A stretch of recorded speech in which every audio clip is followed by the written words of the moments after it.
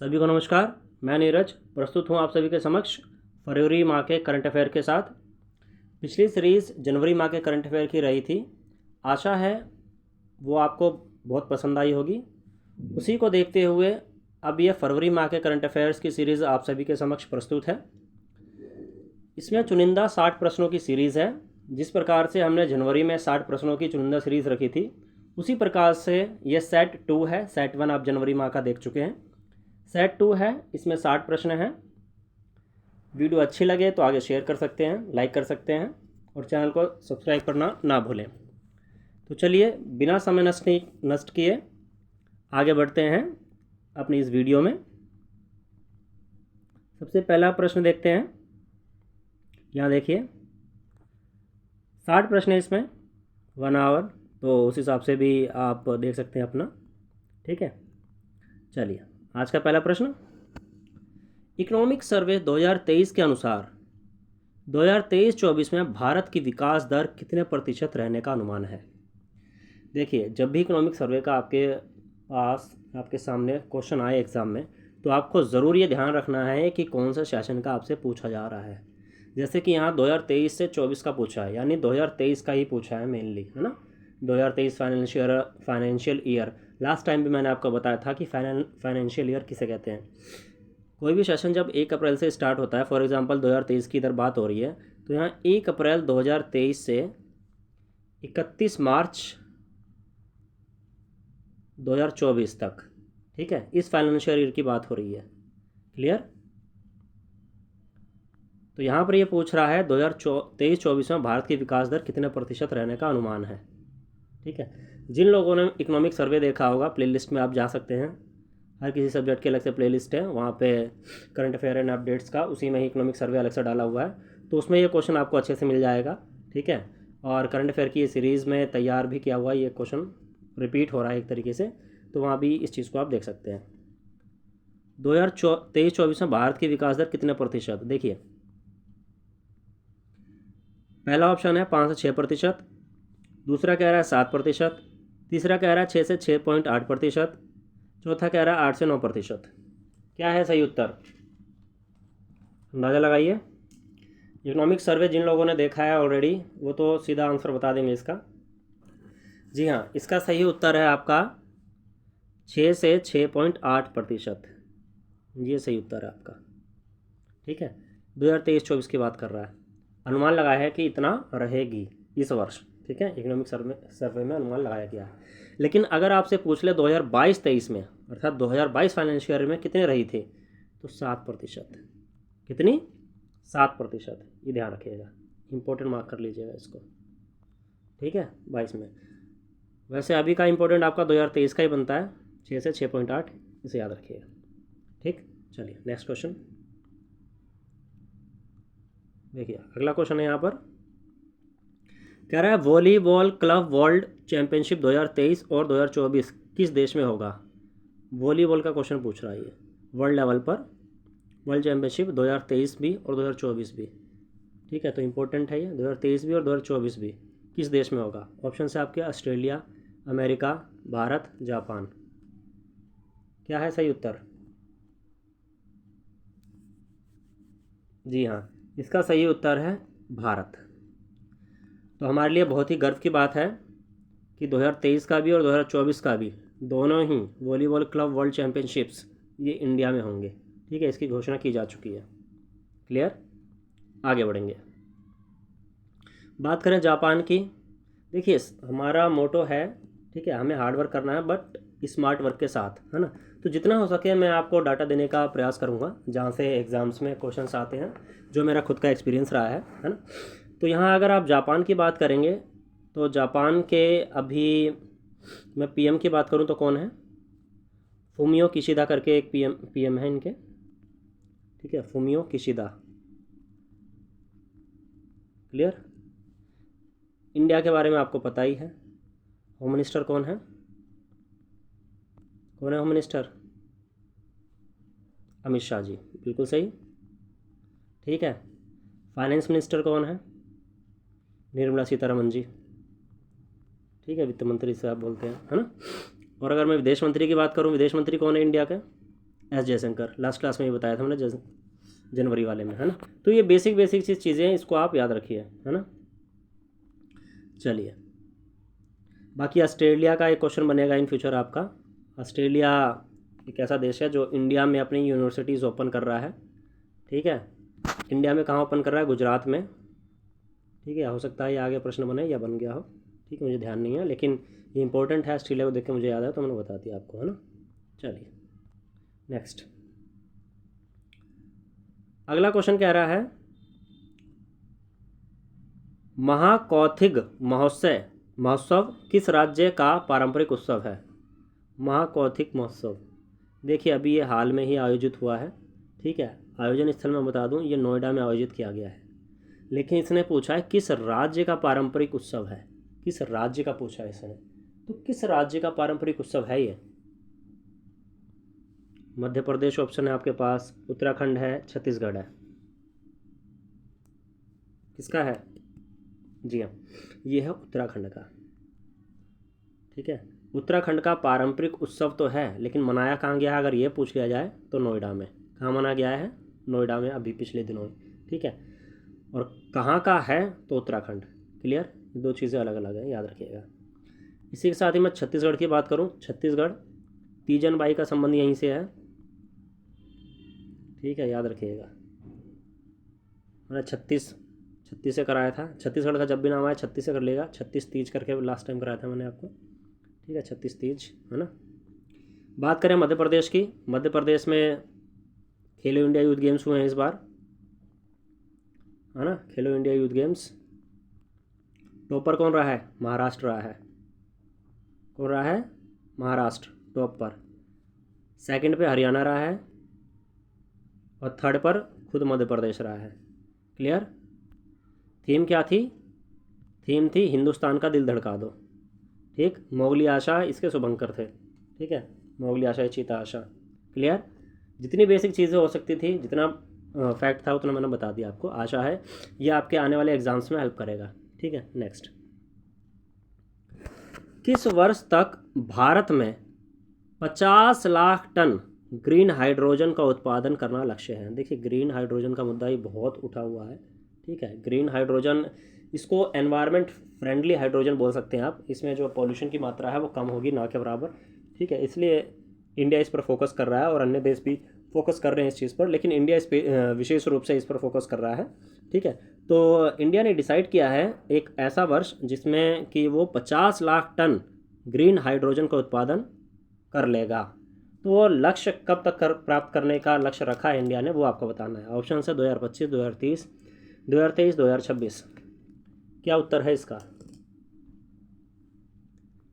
जी हाँ, इसका उत्तर होने वाला है आपका 2030। क्लियर, 2030। इसको आप याद कर लीजिए। आने वाले जो विभिन्न एग्ज़ाम्स हैं, चाहे आपका CUT UG हो, CUT PG हो, CTET हो, ठीक है, उसमें भी आपका EVS में बनाया जा सकता है ये क्वेश्चन, ठीक है। CTET पेपर 2 हो, वहाँ बन सकता है SST में, ठीक है। और बाकी जो भी कॉम्पिटिटिव एग्ज़ाम्स है, चाहे KVS हो इन फ्यूचर, NVS हो, DSSB हो, डिफरेंट टाइप्स ऑफ एग्ज़ाम्स हो, वहाँ आपको ये क्वेश्चंस देखने को मिलेंगे, ठीक है। और आप लोग खुद बताएंगे हाँ सर आपने ये कराया था, यहाँ से ये प्रश्न बना है। काफ़ी बढ़िया सीरीज़ रही थी वो, ठीक है। तो जो लोग ये सीरीज़ को अच्छे से कर जाएंगे मंथली वाली, ठीक है, तो ये काफ़ी बेनिफिशियल होने वाली है जीके एंड करंट अफेयर को लेकर के। चलिए, इसका उत्तर आपका 2030 हो गया है। 50 लाख टन ग्रीन हाइड्रोजन का उत्पादन करना लक्ष्य भारत का 2030 तक। क्लियर। चलिए, इसके अलावा अगर मैं बात करूं 2025 ऊपर आपको दिख रहा है, तो 2025 तक टीबी मुक्त करने का लक्ष्य रखा गया है इंडिया ने भारत को टीबी मुक्त करने का लक्ष्य रखा है 2025 तक। क्लियर। जो भी फैक्ट मिलते जाएंगे वो बताते जाऊँगा मैं आपको।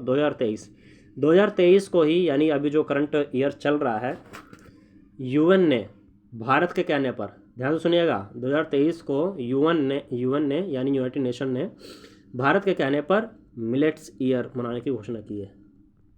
मिलेट्स ईयर क्या? मोटा अनाज वर्ष, ठीक है, मोटा अनाज, है ना। इसमें राई आता है, बाजरा आता है ना, ये सारी चीज़ें आती हैं।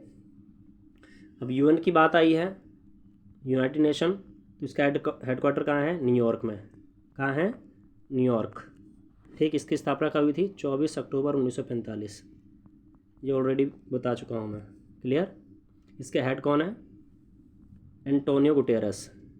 Antonio Guterres. ठीक है, स्पेलिंग आगे पीछे हो सकती है, देख लीजिएगा। कहाँ से बिलोंग करते हैं एंटोनियो गुटेरस? पुर्तगाल से। कहाँ से बिलोंग करते हैं? पुर्तगाल। ठीक है, चलिए नेक्स्ट। एक ही क्वेश्चन से देखिए काफ़ी क्वेश्चंस यहाँ पे बन सकते हैं। ठीक है, तो जितना हो सकेगा उतना, जितना नॉलेज है मेरे पास उतना देने का प्रयास करूँगा मैं आप लोगों को, ताकि विभिन्न एग्जाम्स में वो आपके काम आए। चलिए अगला क्वेश्चन देखेंगे। भारत ने नेट ज़ीरो कार्बन एमिशन का लक्ष्य किस वर्ष तक रखा है? देखिए ऊपर था आपका ग्रीन हाइड्रोजन, अब ये पूछा है net zero carbon emission. Most important है, 3 से 4 एग्जाम्स में मैं ऑलरेडी देख चुका हूँ इस क्वेश्चन को। ठीक है, तो हो ना हो आगे आने वाले क्वेश्चंस में भी ये बरकरार रहेगा, क्योंकि इसका लक्ष्य बहुत दूर है। कई लोगों को आंसर पता भी चल गया होगा। बिल्कुल सही, 2070, बहुत दूर। ठीक है ना, नेट ज़ीरो कार्बन एमिशन 2070 रखा है इंडिया ने लक्ष्य। बात करें 2030 की, तो पीछे मैं बता चुका हूँ। ठीक है, ग्रीन हाइड्रोजन का लक्ष्य है 2030 तक। बात करूँ 2040 की, 2050 की, 2050 तक महाराष्ट्र ने रखा है, अगर राज्य के स्टेट लेवल पे बात करें तो। ठीक है, महाराष्ट्र गवर्नमेंट ने लक्ष्य रखा है कि भैया हम कार्बन एमिशन को लेकर काम करेंगे। ठीक है, और 2050 तक इसको काफ़ी कम कर देंगे हम। चलिए नेक्स्ट। बाकी आपके सभी सुझाव आमंत्रित हैं कमेंट बॉक्स में। आपके सभी सुझाव और कमेंट्स हमेशा आमंत्रित रहेंगे। ठीक है, आप चैनल को और बेहतर बनाने के लिए बता सकते हैं क्या किया जा सकता है ना। चलिए आगे चलेंगे। क्वेश्चन नंबर 6 देखिए। मैंग्रोव के पौधारोपण को बढ़ावा देने के लिए कौन सी योजना का जिक्र बजट 2023 में किया गया? देखिए बजट 2023 बहुत इंपॉर्टेंट रोल प्ले करने वाला है, क्योंकि इस बजट में बहुत सारी जो है नई नई योजनाओं का जिक्र इसमें किया गया है, जो आने वाले फ्यूचर एग्जाम्स में आपको देखने को मिलेंगी। तो यहाँ मैंग्रोव को लेकर के बात हो रही है। ठीक है, मैंग्रोव क्या होते हैं सबसे पहले आपको पता होना चाहिए। देखिए मैंग्रोव वो होते हैं, मैंग्रोव्स इंग्लिश में बोलते हैं, जो आपके समुद्र होता है ना, ये समुद्र है, इसका जो तटीय इलाका है ना, ठीक है, यहाँ पे, ठीक है, यहाँ पे उगते हैं ये। ठीक है, तो मेनली खारे पानी वाले वन बोल सकते हैं आप। ठीक है, तो यहाँ पर उगते हैं। तो इसके पौधारोपण को बढ़ावा देने के लिए कौन सी योजना का जिक्र बजट 2023 में किया गया है? ऑप्शंस, मिस्टी योजना, सबसे पहला देखिए है आपका मिस्टी योजना। दूसरा कह रहा है प्रधानमंत्री कौशल विकास योजना। तीसरा अमृत धरोहर योजना। चौथा आई गॉट कर्मयोगी। क्या उत्तर है? अगर आपने बजट 2023 अच्छे से पढ़ा है या फिर चर्चा सुनी है इसकी, तो आपको पता होना चाहिए। जी हाँ, इसका जो उत्तर है वो है आपका पहला, मिस्टी योजना। क्या है? मिस्टी योजना। मैंग्रोव से मिस्टी कर लीजिएगा, याद हो जाएगा। मैंग्रोव मिस्टी, कैसा मैंग्रोव? मिस्टी मैंग्रोव। मीठे आम बोलते हैं ना, तो उस टाइप से याद कर लीजिएगा, याद हो जाएगा। 1-2 बार करेंगे इजीली याद हो जाएगा, कोई बड़ी बात नहीं है। ठीक है, अगर मैं बात करूँ इसी में अमृत धरोहर योजना की, यहाँ पर आप देख रहे हैं अमृत धरोहर योजना, इसका जिक्र भी आपके जो बजट है उसमें है। ठीक है, बजट 2023 में इसका जिक्र किया गया, और ये किससे संबंधित है पता होना चाहिए आपको। जो रामसर साइट है ना आपकी, रामसर साइट्स जो भी 75 हो चुकी है इंडिया में, है ना। लास्ट ईयर काफ़ी बड़ी थी ये, इस साल भी, है ना। इसको वेटलैंड्स भी बोलते हैं।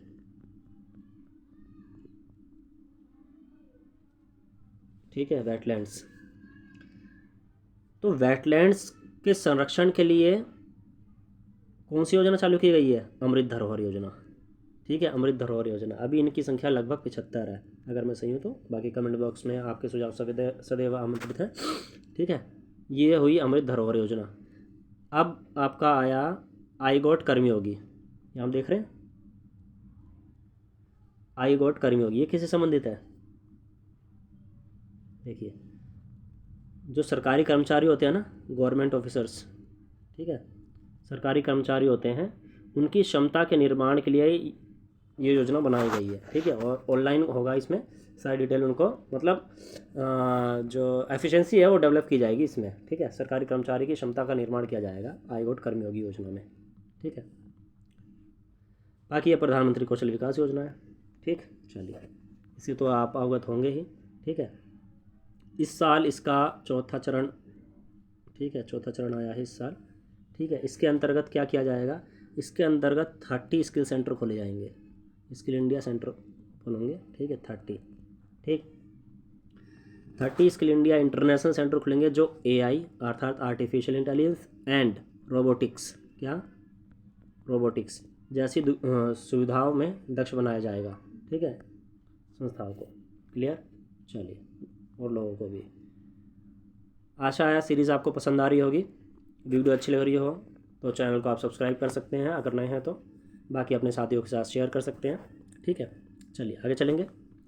किसी संस्थान किस संस्थान, यहाँ पे किस होना चाहिए, ठीक है, किसी नहीं, किस संस्थान का वाइब्रेंट एक्सीलेंस इंस्टीट्यूट के रूप में विकास किया जाएगा। देखिए इसका जिक्र भी बजट में ही है, ठीक है, वाइब्रेंट एक्सीलेंस इंस्टीट्यूट, ये एजुकेशन से रिलेटेड है इसलिए मैंने इस क्वेश्चन को यहाँ पे डाला हुआ है, ठीक है।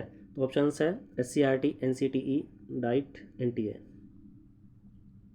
सबसे पहले आपको पता होना चाहिए किसका क्या काम है। अगर मैं SCERT की बात करूँ, स्टेट काउंसिल एजुकेशनल रिसर्च, एक सेकेंड, जी हाँ, एजुकेशनल रिसर्च एंड ट्रेनिंग, ठीक है, ये आपके कोर्सेज कराता है, स्पेशली डाइट वगैरह, ठीक है, जिसे आप जानते हैं district institute of educational training के नाम से, DLED, है ना, डिप्लोमा इन एलिमेंट्री एजुकेशन, सुना होगा आपने। अगर मैं NCT की बात करूं, national council for teacher education, ठीक है, national council teacher education for teacher education, ठीक है, इसकी स्थापना 1995, है ना। ये क्या करता है, मेनली जो आपके टीचर इंस्टीट्यूट होते हैं उनको एफिलिएशन प्रदान करता है, ठीक। अगर मैं NTA की बात करूं, national testing agency, national testing agency, अभी राष्ट्रीय स्तर पर इसको नोडल एजेंसी बनाया गया है कि भाई राष्ट्रीय स्तर पर जो भी एंट्रेंस एग्जाम होंगे वो NTA कनेक्ट कराएगा। क्लियर है, चलिए अब वापस से क्वेश्चन पे आते हैं। किस संस्थान का वाइब्रेंट एक्सीलेंस इंस्टीट्यूट के रूप में विकास किया जाएगा। तो इसका सही उत्तर क्या है, डाइट का। किसका, डाइट का। क्लियर है, चलिए कुछ चीज़ें बता दूं इसको लेकर के मैं।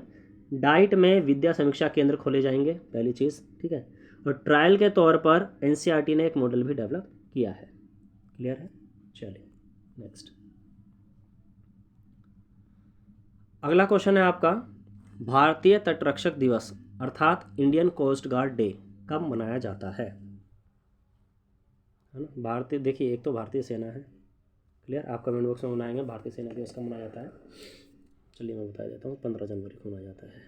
कितनी चीज़ें कमेंट बॉक्स में करोगे, आपका काम थोड़ा आसान कर दे रहा हूँ मैं, ठीक है। बाकी आपके सुझाव सदैव आमंत्रित है। ये मैंने बताया भारतीय सेना दिवस, आपको बताना है भारतीय तटरक्षक दिवस, ठीक है, इंडियन कोस्ट गार्ड डे।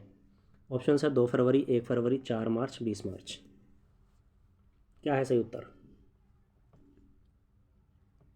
जी हाँ 1 फरवरी। कितना फरवरी, 1 फरवरी को मनाया जाता है क्या, Indian coast guard day. Clear, चलिए अगर मैं बात करूँ यहाँ पर 2 फरवरी की, 2 फरवरी को मनाया जाता है वेटलैंड्स डे, ठीक है, आर्द्र भूमि दिवस। क्लियर, अगर मैं बात करूँ 20 मार्च की, 20 मार्च को मनाया जाता है गौरैया दिवस। भाई सारे मैं नहीं बताऊंगा, 4 मार्च को कौन सा डे मनाया जाता है कमेंट बॉक्स में ज़रूर बताना, कमेंट बॉक्स आपका खाली रहता है, कुछ काम आप लोग भी करो, है ना। चलिए नेक्स्ट, ये देखिए अभी जो मैं पीछे बता के आ रहा हूँ वही क्वेश्चन आ गया डायरेक्ट यहाँ पर। अमृत धरोहर योजना किससे संबंधित है, ये तो आप सीधा बता देंगे, आप किससे संबंधित है अमृत धरोहर योजना। जी हाँ बिल्कुल, रामसर साइट वेटलैंड के संरक्षण के लिए इससे संबंधित है। क्लियर है, दोबारा एक्सप्लेन करने की जरूरत नहीं है मेरे ख्याल से, है ना। चलिए आगे चलेंगे। अगला क्वेश्चन है आपका, UPI की शुरुआत कब हुई। देखिए UPI का भी जो रोल है ना, टेक्नोलॉजी आने से काफ़ी बढ़ गया है, ठीक है, तो इसके बारे में आपको जितनी ज़्यादा से ज़्यादा नॉलेज हो सके उतनी गेन करिए, है ना। UPI की अगर मैं फुल फॉर्म की बात करूँ, U फॉर यूनिफाइड, ये आई है, ठीक है, payment, P for payment, I for interface, ठीक है। देखिए आपका ये डायरेक्टली क्वेश्चन भी पूछा जा सकता है, यूपीआई की फुल फॉर्म बताइए, तो आपको पता होना चाहिए, यूनिफाइड पेमेंट इंटरफेस। क्लियर? क्यों पता होना चाहिए भाई? टेक्नोलॉजी अभी इस लेवल से इंक्रीज़ हो रही है, बढ़ रही है, और यूपीआई का लोग अधिक से अधिक लोग कर रहे हैं। काफ़ी लोग कर रहे होंगे अभी यूपीआई के लोग, पता है मुझे, यूपीआई का काफ़ी लोग इस्तेमाल कर रहे होंगे, लेकिन उनको फुल फॉर्म नहीं पता होगा, उसकी शुरुआत कब हुई ये भी नहीं पता होगा, है ना। काफ़ी लोगों को पता होगा, उन बहुत बढ़िया जिनको पता है, ठीक है। जिनको नहीं पता उन्हें पता होना चाहिए। ऑप्शंस आपके 2018, 2019, 2016, 2012, क्या है सही उत्तर? जी हाँ, इसका सही उत्तर है आपका 2016। क्या है? 2016। क्लियर है? 2016 में यूपीआई की शुरुआत हुई थी। मोस्ट इम्पोर्टेंट है, कर लीजिएगा इसको। बाकी मैंने बता दिया है। अच्छा, यूपीआई से रिलेटेड एक और बात बता दूं, हो सकता है, कंफर्म नहीं कह रहा मैं, लेकिन अभी न्यूज़ में बना हुआ है, खबरों में बना हुआ है कि आने वाले टाइम में किसी भी यूपीआई एप्लीकेशन, चाहे आप पेटीएम का यूज़ कर रहे हो, पेटीएम यूपीआई, चाहे आप गूगल पे यूज़ कर रहे हो, चाहे आप फ़ोन पे यूज़ कर रहे हो, ठीक है, कोई भी यूपीआई, चाहे आप अमेज़ोन पे इस्तेमाल कर रहे हो, कोई भी यूपीआई एप्लीकेशन अगर आप इस्तेमाल करते हैं और पेमेंट करते हैं किसी को, तो हो सकता है आने वाले टाइम में 0.3% चार्ज आपसे लिया जाए, और ये गवर्नमेंट के खाते में जाएगा सीधा। ऐसी न्यूज़ अभी पीछे आई थी, और गवर्नमेंट का कहना ये है कि भाई हम ये इसलिए कर रहे हैं, 0.3% चार्ज इसलिए लगाएंगे क्योंकि इससे रिलेटेड, यूपीआई से रिलेटेड, और हमें जो टेक्नोलॉजी और विकसित करनी है, ठीक है, तो हो सकता है आने वाले समय में इसका आपको चार्ज देना पड़े। अभी आप देखेंगे कई मीडियाज़ पे, चाहे वो पेटीएम हो, है ना, वो भी आपका चार्ज काटने लग गया है। जैसे फॉर एग्जांपल आप 150 रुपये का रिचार्ज कर रहे हैं कोई, है ना, तो लगभग 1 रुपये या 1.5 रुपये वो आपका कट कर लेता है ना। तो इसी हिसाब से प्रोसेसिंग फ़ी वगैरह करके कोई इंडियन गवर्नमेंट भी अभी निकालने वाली है, वो सबके लिए समान होगा, चाहे कोई भी ट्रांजेक्शन करे, हर ट्रांजेक्शन पे 0.3% आपका कटेगा। ठीक है, अभी कन्फर्मेशन नहीं आई है, बात चल रही है, चर्चा चल रही है अभी इस पर।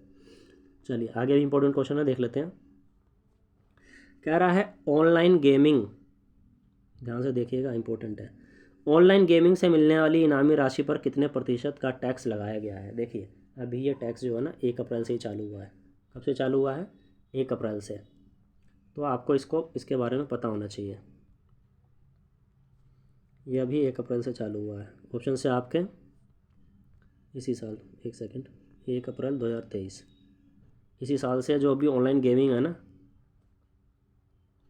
कोई भी ऑनलाइन गेमिंग, चाहे सर्कल है, 11 सर्कल करके है कुछ, ठीक है, चाहे लूडो खेल रहे हो आप, कोई भी गेम खेल रहे हो, चाहे एमपीएल कर रहे हो आप, ठीक है, दुनिया भर के एप्लीकेशन है, चाहे रमी खेल रहे हो आप, ठीक है, कोई भी गेम आप खेल रहे हो ऑनलाइन, अगर आप मान लीजिए 100 रुपये डिपॉजिट करते हैं, ठीक है, 100 रुपये आपने डिपॉजिट किया, क्लियर, आप 100 रुपये डिपॉजिट करके 200 विन कर गए, 200 विन कर गए, ठीक है, इस विन में आपका 100 रुपये हैगा ऑलरेडी, ठीक है, तो आपका नेट विनिंग कितना हुआ? नेट विनिंग हुआ 100। इस 100 का 30% माइनस कर दीजिए, 30 माइनस हो जाएगा यानी 70, 70 जाएगा आपके अकाउंट में, ये 30 जाएगा गवर्नमेंट के अकाउंट में। समझ में आया? बहुत ही ईजी भाषा में समझाया है आशा है आपको समझ में आ गया होगा ठीक है, चलिए, तो इसका उत्तर भी आपको मिल गया है 30%। क्लियर है? कितना? 30%। ऑनलाइन गेमिंग से मिलने वाली इनामी राशि पर 30% का टैक्स लगाया गया है। Next, ODOP, one district one product की शुरुआत किस राज्य से हुई थी? ऑप्शन है आपके, one district one product, ODOP, देखिए वन डिस्ट्रिक्ट वन प्रोडक्ट की शुरुआत किस राज्य से हुई थी, ये आपका प्रश्न है। यहाँ पर आप देखेंगे ऑप्शन है राजस्थान, हरियाणा, महाराष्ट्र, उत्तर प्रदेश। क्या है उत्तर? सोचिए आप लोग, तब तक मैं इसके बारे में थोड़ी जानकारी बता दूं। देखिए अभी क्या किया जा रहा है, सारे जो स्टेट्स हैं ना हमारे, हर स्टेट में हर स्टेट आपको पता है डिस्ट्रिक्ट में डिवाइडेड है ना, डिस्ट्रिक्ट में बटा हुआ है। अब क्या किया जा रहा है, हर डिस्ट्रिक्ट में ना एक प्रोडक्ट जो कि केवल वहाँ प्राप्त होता है और मूल रूप से वहाँ की संस्कृति को प्रदर्शित करता है, ठीक है, और बहुत प्रसिद्ध है वहाँ, तो उसको जीआई टैग दे दिया जाता है, ठीक है, कि हाँ भाई इसको, ये जो प्रोडक्ट है यहीं पे प्राप्त होता है, इसको जीआई टैग दे दो, जो जोग्राफिकल इंडिकेशन दे दो, ठीक है, यहीं पे प्रसिद्ध है। तो इससे क्या होता है, उस क्षेत्र को आर्थिक लाभ होता है, उससे जुड़े हुए जो भी लोग हैं, ठीक है। तो इसलिए ये प्रारंभ किया गया है। तो ये कहाँ से स्टार्ट हुआ है? उत्तर प्रदेश से। कहाँ से स्टार्ट हुआ था? उत्तर प्रदेश से। कब स्टार्ट हुआ? 2018 में, ठीक है, याद रखना। कब स्टार्ट हुआ है? 2018 में।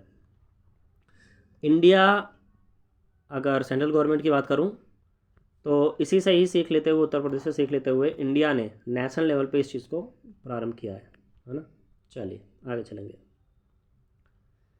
ये देखिए, पीएम परिणाम योजना क्या है, इसका जिक्र भी बजट में ही है, ठीक है। मतलब जो जिसने फरवरी की सीरीज़ कर ली, ठीक है, यहाँ पर ये अच्छे से कर लिया, तो उसको बजट भी ज़्यादा डीप पढ़ने की ज़रूरत नहीं है, यहाँ से कर लेंगे वो, तो उनका काम हो जाने वाला है। तो पीएम परिणाम योजना किससे संबंधित है? पहला ऑप्शन है प्राकृतिक खेती के लिए, दूसरा अंगूर की खेती के लिए, तीसरा रसायन खेती के लिए, चौथा अनाज की खेती के लिए। किससे संबंधित है पीएम परिणाम योजना? जी हाँ, प्राकृतिक खेती के लिए। कौन सी खेती के लिए? प्राकृतिक खेती के लिए। क्लियर, ईजी है, हो जाएगा। पीएम परिणाम योजना, ये देखिए, ये इंपॉर्टेंट क्वेश्चन होने वाला है आपका। भारतीय बाजरा अनुसंधान संस्थान कहाँ पर स्थित है? आप सोच रहे होंगे ये कौन सा संस्थान आ गया। जब एग्ज़ाम में आप लोग ऐसा क्वेश्चन देखेंगे ना तब याद आएगा, हाँ भी ये ऑलरेडी करवाया हुआ है उन्होंने। भारतीय बाजरा अनुसंधान संस्थान, देखिए अभी जो है मिलेट्स, आपको पता है भारत के कहने पे यूएन ने 2023 को मिलेट्स ईयर घोषित किया है। 2023 को मिलेट्स ईयर, ठीक है, तो बहुत बड़ी बात है। तो मोटे अनाज को लेकर के जो भी क्वेश्चन बनते हैं उसको ज़रूर करना है, ठीक है। तो भारतीय बाजार अनुसंधान संस्थान ये मिलेट्स का ही है संस्थान, ठीक है, मोटे अनाज का ही है। तो ये आपको पता होना चाहिए, अभी खबरों में रहा था पीछे बहुत, ठीक है। और इस क्षेत्र में भारत को वैश्विक केंद्र बनाने के लिए हैदराबाद स्थित, मैंने आंसर ही बता दिया आपको, हैदराबाद स्थित भारतीय बाजार अनुसंधान संस्थान को विकसित किया जाएगा। क्लियर है? तो भारतीय बाजार अनुसंधान संस्थान कहाँ पर है? हैदराबाद में। क्लियर है? छोटा सा पॉइंट है, बहुत इंपॉर्टेंट है, याद रखिएगा। और ये मिलेट्स ईयर, ठीक है, याद रखिएगा। नेक्स्ट, महिला सम्मान बचत पत्र योजना के तहत सालाना ब्याज कितने प्रतिशत दिया जाएगा? महिला सम्मान बचत पत्र योजना इंपॉर्टेंट है, बजट में जिक्र है इसका भी।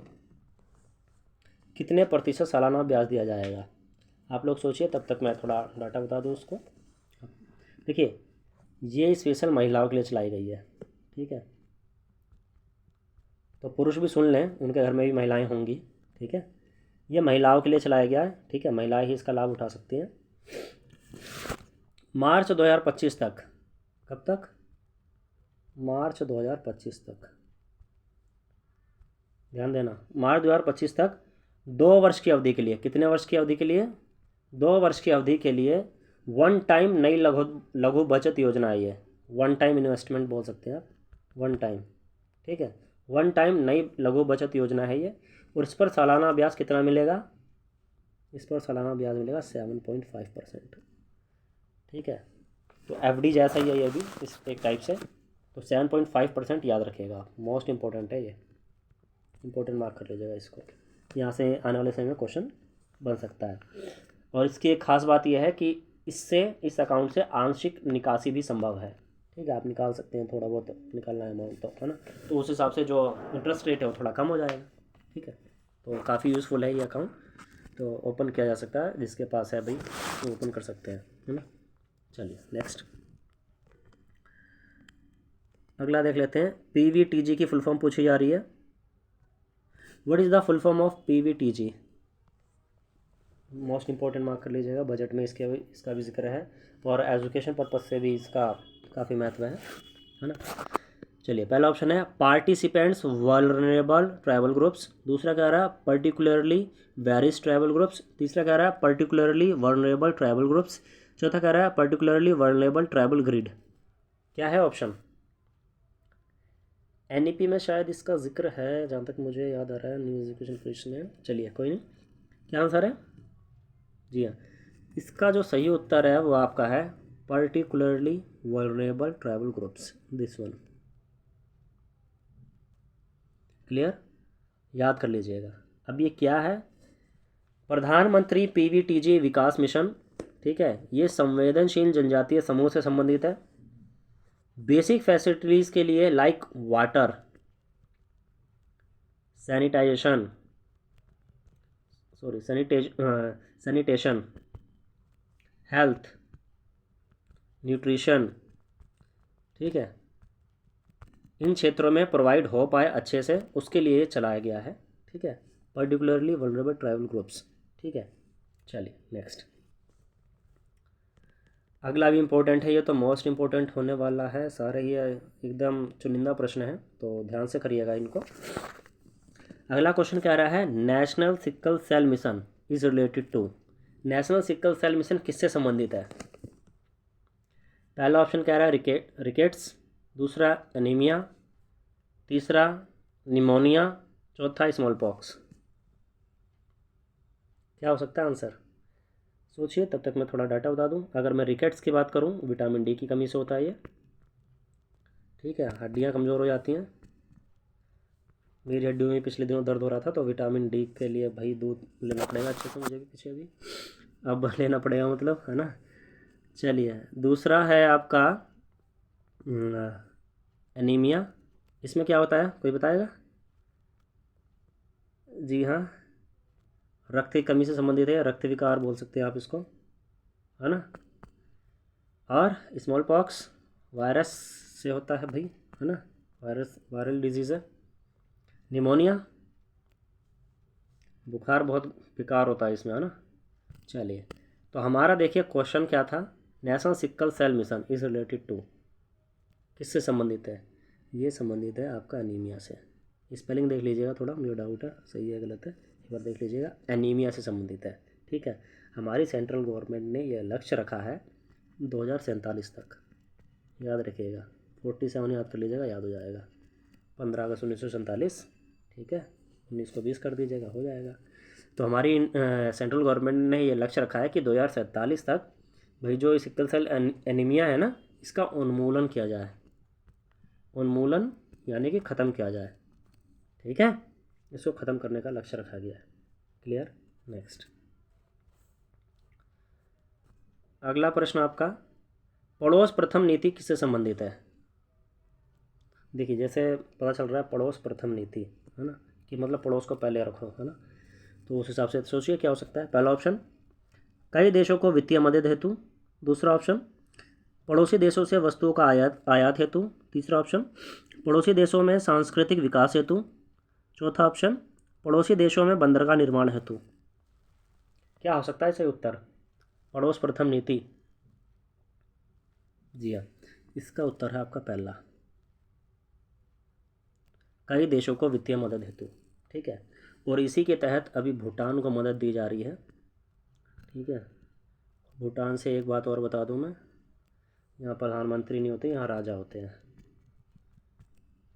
ठीक है, राजा होते हैं यहाँ पर, ये ध्यान रखिएगा. और भूटान को ही सबसे ज़्यादा मदद दी जा रही है, इसलिए मैंने भूटान का जिक्र किया यहाँ पर. ठीक है, 2400 करोड़ की मदद अभी, ठीक है, दी जा रही है. ये याद नहीं करना है आपको, ये बस मैंने याद करने, थोड़ा मेंशन करने के लिए बता दिया आपको. आपको याद रखना है, पड़ोस प्रथम नीति किससे संबंधित है? कई देशों को वित्तीय मदद हेतु. क्लियर. नेक्स्ट, ये आपका इम्पोर्टेंट प्रश्न आ चुका है. वर्ल्ड कैंसर डे, विश्व कैंसर दिवस 2023 की थीम क्या है? आपको पता है कैंसर डे कब मनाया जाता है? बहुत शोर आ रहा है. जी हाँ, बिल्कुल सही, 4 फरवरी को मनाया जाता है. ठीक है, 4 फरवरी बिल्कुल सही. 4 से एक चीज़ और याद आ रही है, मैं बता देता हूँ. 4 जनवरी को क्या मनाया जाता है? Braille day. ठीक है, ब्रेल डे, लुई ब्रेल दिवस या ब्रेल लिपि दिवस. ठीक है, 4 जनवरी को जन्म हुआ था ना लुई ब्रेल जी का. चलिए, इसलिए तो 4 जनवरी हटाते हैं. अभी हम 4 फरवरी पर चर्चा करते हैं. ठीक है, तो थीम पूछा इसने, थीम क्या है? पहला option, cooperative build a better world. दूसरा, क्लोज द केयर गैप. तीसरा, ब्रेन हेल्थ फॉर ऑल. चौथा, एंड रेसिज्म बिल्ड पीस. क्या है उत्तर? चलिए, जिनका option close the care gap है ये बिल्कुल सही है। Close the care gap is the right answer. ठीक है। अगर मैं cooperative build a better world की बात करूं तो ये कोऑपरेटिव डे की है जो जुलाई में हम कर चुके हैं। आपको पता होगा ब्रेन हेल्थ फॉर ऑल, ये ब्रेन डे की है। ठीक है, वर्ल्ड ब्रेन डे ये हम कर चुके हैं या ठीक है। एंड रेसिस में बिल्ड पीस, ये किसकी थीम है? ये है वर्ल्ड पीस डे की। किसकी थीम है? World peace day. भाई खाने वाला पीस नहीं, शांति वाला पीस, ये वाला, कंफ्यूज नहीं होना। ठीक है, वर्ल्ड पीस डे ये थीम है इसकी। और एक कब मनाया जाता है? 21 सितंबर। यह आ भी चुका है एक एग्ज़ाम में। ठीक है, इंपॉर्टेंट मार्क कर लीजिएगा। विश्व शांति दिवस। क्लियर। नेक्स्ट आगे देखिए। देखो, खेलो इंडिया जो भी गेम्स होंगे वो आपको करके जाने हैं, छोड़ के नहीं जाने हैं बिल्कुल भी। ठीक है, तो यहाँ पर मैं लेके आया हूँ खेलो इंडिया शीतकालीन खेल। खेलो इंडिया शीतकालीन खेल 2023 कहाँ हुए हैं? देखिए, एक तो होता है खेलो इंडिया यूथ गेम्स, वो अलग है। ये है खेलो इंडिया शीतकालीन गेम अर्थात विंटर गेम्स 2023 कहाँ आयोजित हुए हैं? ऑप्शंस हैं सिक्किम, उत्तराखंड, कश्मीर, अरुणाचल प्रदेश। कहाँ पर हुए हैं आयोजित? चलिए मैं बता दूं, खेलो इंडिया शीतकालीन गेम 10 से 14 फरवरी के बीच आयोजित किए गए हैं। कहाँ पर आयोजित किए गए हैं? कश्मीर में। कश्मीर के कौन से क्षेत्र में? गुलमर्ग में। ठीक है, इम्पोर्टेंट है, याद कर लीजिएगा। बस यहाँ से इतना डाटा बनेगा और नहीं बनना चाहिए। क्लियर। नेक्स्ट, अनाहत सिंह किस खेल से संबंधित है? ये शायद मैं ऑलरेडी आपको करा चुका हूँ। ठीक है, जहाँ तक मुझे याद आ रहा है। बिल्कुल हाँ, इंपॉर्टेंट है, इसलिए दोबारा क्वेश्चन आगे आई। अनाहत सिंह किस खेल से संबंधित है? स्क्वैश की आवाज़ बहुत तेज़ी से आ रही है, बिल्कुल सही है। ठीक है, और इन्होंने क्या जीता है ये भी बता दो अब आप लोग। अंडर 15 का, ठीक है, अंडर 15 का जो British junior open squash title है ना, वो जीता है इन्होंने।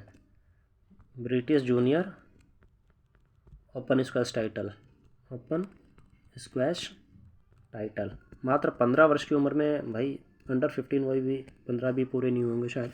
ठीक है, तो इतनी बड़ी उपाधि हासिल करना बहुत बड़ी बात है, हमारे इंडिया के लिए बहुत गर्व की बात है। ठीक है, तो पता होना चाहिए। तो इसके ऐसे संबंधित है अनाहत सिंह।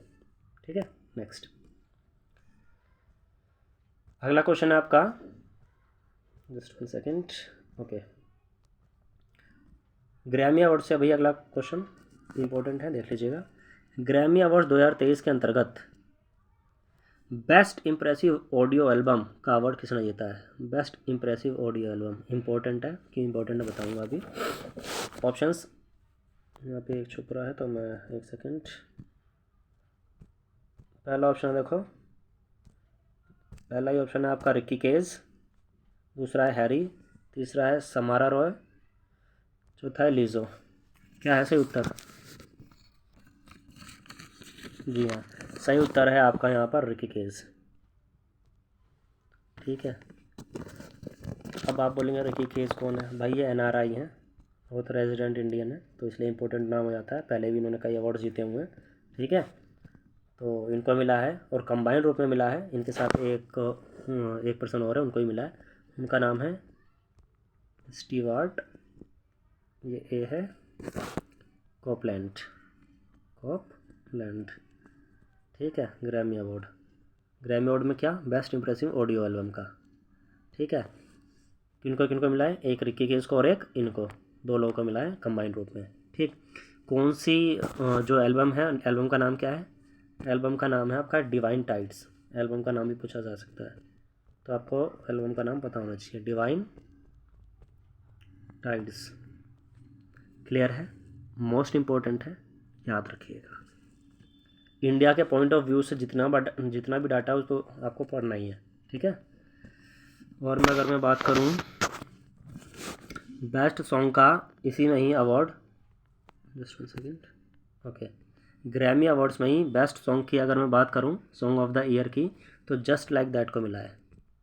जस्ट लाइक दैट, ठीक है, बेस्ट सॉन्ग का अवार्ड मिला हुआ है। ठीक है, चलिए नेक्स्ट, अगला क्वेश्चन है सामाजिक प्रगति सूचकांक रिपोर्ट 2023 में प्रथम स्थान पर कौन रहा है? देखिए, अभी केंद्र सरकार की ओर से सामाजिक प्रगति सूचकांक रिलीज़ किया गया है। ठीक है, यानी सोशल प्रोग्रेसिव इंडेक्स। ठीक है, इसमें कौन सा राज्य जो है टॉप पर रहा है, प्रथम स्थान पर? नागालैंड, पंजाब, हरियाणा, मणिपुर, क्या हो सकता है? जी हाँ, नागालैंड। देखिए, हरियाणा तो हो नहीं सकता। क्यों नहीं हो सकता, मैं ये भी बता दूं। अभी मैं जब जनवरी का सीरीज़ लाया था करंट अफेयर की, वहाँ पे आपने देखा था 37.4% बेरोज़गारी दर है यहाँ पर। ठीक है, तो कहाँ हो रही है भाई सामाजिक प्रगति, कहाँ है? हरियाणा वाले प्लीज़ बुरा मत मानना, ये कोई पर्सनली नहीं है, लेकिन ये नेशनल लेवल पे बात हो रही है। तो उस हिसाब से मैं, देखिए यहाँ पर मेरा मेन मकसद है एग्ज़ाम के पॉइंट ऑफ व्यू से एक माइंड स्ट्रक्चर बनाना। ठीक है, तो व्यक्तिगत कोई वो नहीं है इधर। ठीक है, तो इस चीज़ को आप ध्यान रखिएगा। ठीक, तो यहाँ पर जो सही उत्तर है वो है नागालैंड, और सामाजिक प्रगति सूचकांक रिपोर्ट में हरियाणा सबसे नीचे है। क्लियर है? नागालैंड और हरियाणा याद रखिएगा। नेक्स्ट,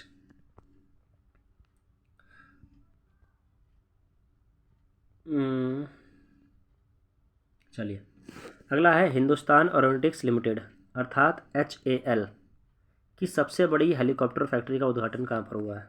देखिए, अभी रक्षा क्षेत्र में भी, डिफेंस सेक्टर में भी इंडिया काफ़ी आगे बढ़ रहा है। ठीक है, तो उसको ध्यान में रखते हुए प्रश्न का निर्माण किया गया है। पहला ऑप्शन क्या रहा है? चंडीगढ़ हरियाणा। दूसरा बेंगलोर कर्नाटका। तीसरा है दिसपुर असम। चौथा है मुंबई महाराष्ट्र। कहाँ पर? जी हाँ, देखिए जैसे कि मैंने बताया था, इस वर्ष बेंगलोर कर्नाटका और मध्य प्रदेश में काफ़ी काम हो रहा है, और जो टेक्निकल काम हो रहा है भाई, सिलिकॉन सिटी बेंगलोर, ठीक है, उस टाइप से तो आप कर सकते हैं। तो बेंगलोर सही उत्तर है इसका। ठीक है, हेलीकॉप्टर फैक्ट्री का उद्घाटन HAL की सबसे बड़ी, HAL यानी HAL की फुल फॉर्म भी पूछी जा सकती है, हिंदुस्तान एरोनॉटिक्स लिमिटेड, याद रखिएगा। क्लियर? बेंगलोर कर्नाटका।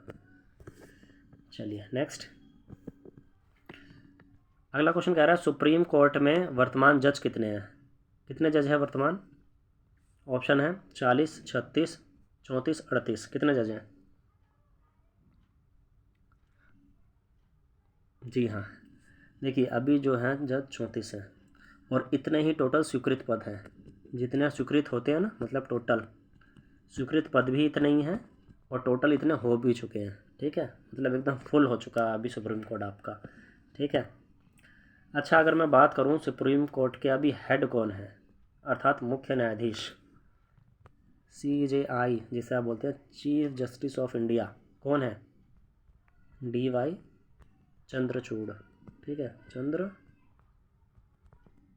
CHUD।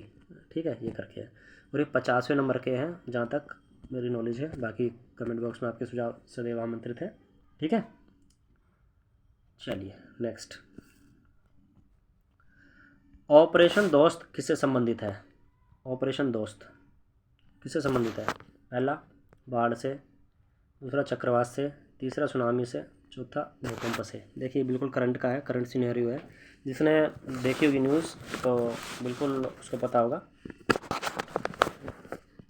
जी हाँ, ये है आपका भूकंप से। किससे संबंधित है? भूकंप से संबंधित है ये। अभी आपको पता है तुर्की में बहुत ही भयंकर भूकंप आया था अभी पीछे। ठीक है, तो तुर्की में आए भूकंप में फंसे लोगों को भारत के NDRF के जवानों द्वारा निकाला गया था, इसी ऑपरेशन के द्वारा, ऑपरेशन दोस्त के द्वारा। क्लियर है?